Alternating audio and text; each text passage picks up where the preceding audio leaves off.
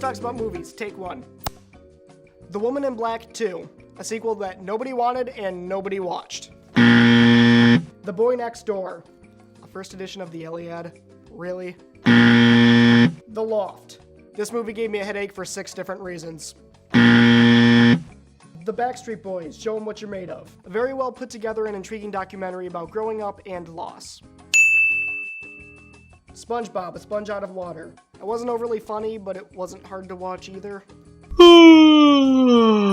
Jupiter Ascending. Cut out about 30 minutes of this movie and it could be a really entertaining train wreck, but as it stands, it was just a really long train wreck. Kingsman, The Secret Service. Best action movie of the year and holds one of the best scenes of the year. 50 Shades of Grey, an overlong and boring tale about an uncharismatic loser with unusual sexual preferences and control issues who somehow seduces a charismatic female for no logical reason, leaving the audience with nothing interesting, entertaining, or noteworthy in a critical disaster that's not worth the breath to finish this sentence. Old Fashioned, an overlong and boring tale about an uncharismatic loser with unusual sexual preferences and control issues who somehow seduces a charismatic female for no logical reasons, leaving the audience with nothing interesting, entertaining, or noteworthy in a critical disaster that's not worth the breath to finish this sentence. The Duff. It's highly predictable and did little for the genre, but it had some good moments. The Last 5 Years. Didn't tell the story visually, or musically, or at all. The Lazarus Effect. It could have been a decent straight-to-Netflix 1-star release, but it was released in theaters. Focus. I actually forgot that I saw this movie and had to read my review to actually remember what it was. Unfinished Business. I laughed at a joke in the movie. A joke in the movie. Chappie. The worst ending of any movie that I've seen this year. Run All Night. The camera work and editing were disorienting, but Liam Neeson can carry a so-so movie. Cinderella. Possibly the best unnecessary movie ever made. Zombievers. Everything I wanted in a zombie beaver movie. It Follows. One of the best concepts for a horror movie that I've seen in years.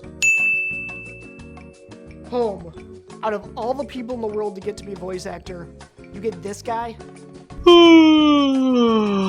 Furious 7. This franchise stops any attempt at taking itself seriously and becomes the nonsensical action thriller it always should have been. The Longest Ride. This was an extremely fitting title. Dial a Prayer. A film that takes place mostly in a church that doesn't really have commentary on religion one way or the other. Clouds of Silas Maria. Metaphors through stage dialogue about getting old. Paul Blart Mall Cop 2. I feel like I have to justify why I even saw this movie. Monkey Kingdom. The monkeys were cute. Alex of Venice. Hashtag single bomb props.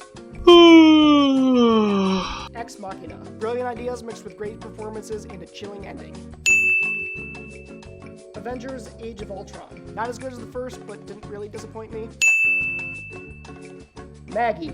I'll admit that I'll love anything Arnold Schwarzenegger touches, but beyond that, it was a great idea with some good execution. The 100-year-old man who snuck out a window and disappeared. A senile old man version of Dumb and Dumber. Pitch Perfect 2. A step down from the first movie in every possible way. Mad Max Fury Road. The mere existence of a reboot like this to this scale is incredible. Tomorrowland. Propaganda with a pedophilia subplot. Aloha. I saw this movie 8 months ago and I still couldn't tell you what it's about. Hot Girls Wanted. Don't look for jobs on Craigslist. When Marnie Was There. It's pretty hard to review without spoilers, but it was a really good animated film that brought up some really good themes and issues. I Believe in Unicorns. A much better version of Diary of a Teenage Girl that wasn't quite as artistic as it thought it was. Spy. The funniest movie of the year, and every scene with Jason Statham in it was absolute gold.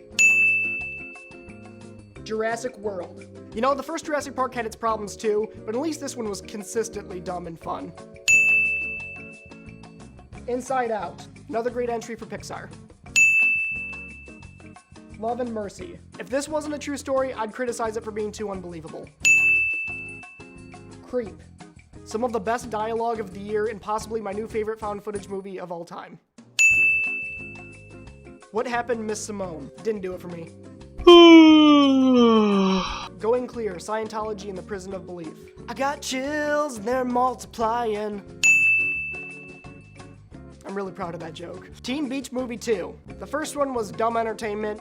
This one wasn't dumb enough, smart enough, or entertainment. Me and Earl and the Dying Girl. While not necessarily a bad movie, didn't deserve the hype. Amy. The way it was filmed did a lot of favors for an already great story. Tangerine. If it wasn't filmed on an iPhone, nobody would care about this movie. Trainwreck. The structure was a little weird, but the positives outweighed the negatives.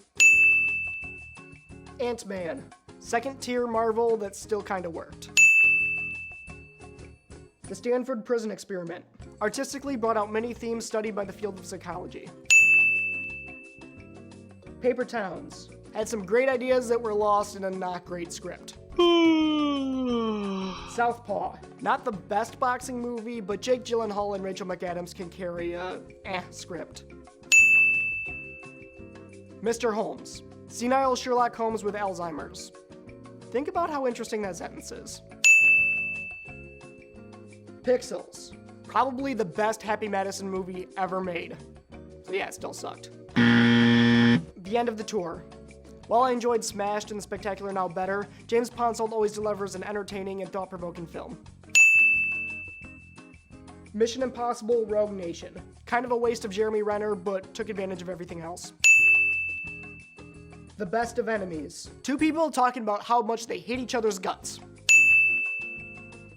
Shaun the Sheep. You get what you expect, and I mean that in a good way. Ricky and the Flash. I feel like Meryl Streep is now just taking roles simply because people don't think she'll fit them. The Gift. Probably the most misleading trailer of the year, and I mean that in the best possible way. The Fantastic Four. Look, I don't think it's quite as bad as everyone else says it is. The Diary of a Teenage Girl. When I first saw it, I was indifferent. Now I'm pretty sure I hate it. Straight Outta Compton.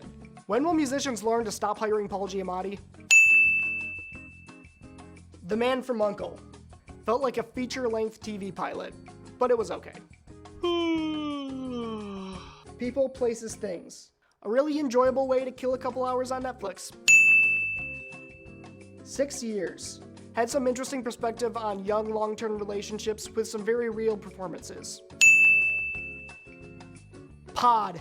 One of the most inept examples of not filmmaking I've seen all year that didn't deserve to get out of its director's basement, if it was even good enough for that. The Visit.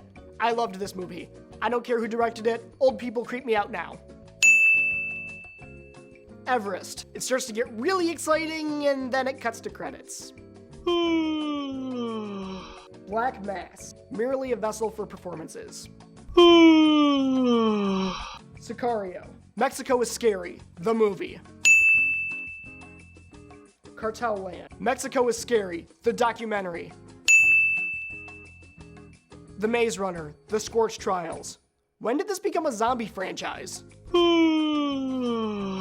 Grandma. Weirdly endearing, obnoxious people with hidden agendas. Pawn Sacrifice. Not perfect, but it made chess seem really exciting, so that's definitely an accomplishment. The Walk. For no particular reason, possibly my favorite Zemeckis movie of all time. The Martian. Space potatoes. Pan. A canyon full of slaves were singing Smells Like Teen Spirit in the 1920s to Hugh Jackman playing a pirate brutally murdering children. Steve Jobs. The idea to represent Steve Jobs' full work and life through only the hours before his product releases was brilliant. It's a generally liked movie that's still underrated. Winter on Fire, Ukraine's fight for freedom. So exciting it didn't even feel like a documentary at most times. Bridge of Spies. Lawyers are better than terrorists. Crimson Peak. The pacing was a little weird, but it was a great atmospheric ghost story that may have been better without the ghosts. Room. Had the most intense scene of the year to go along with an intense rest of the movie. Beasts of No Nation. Intense and depressing in all the ways that it was trying to be. Circle. Exactly what I wanted out of a low-budget thriller. Our Brand is Crisis.